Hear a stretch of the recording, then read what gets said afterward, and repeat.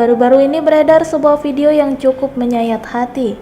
Video yang diunggah oleh akun Instagram video_medsos memperlihatkan seorang nenek yang sedang berjualan telur asin.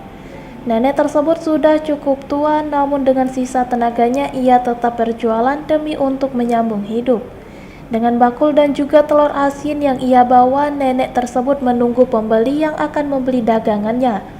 Tampak juga dua orang wanita yang sedang berdiri di dekat nenek tersebut, namun kedua wanita itu tak menghiraukan nenek tersebut.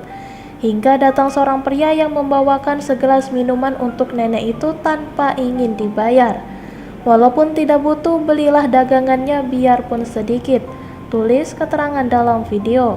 Sontak saja video tersebut mendapat beragam simpati dari warganet.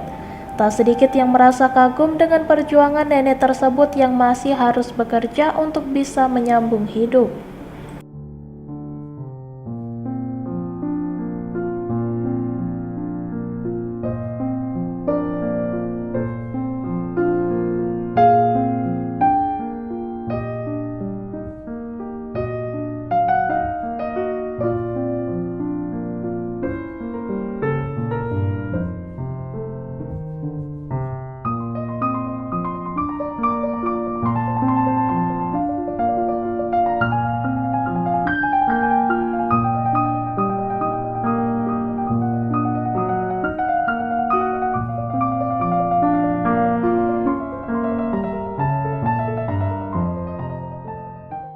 Terima kasih sudah nonton.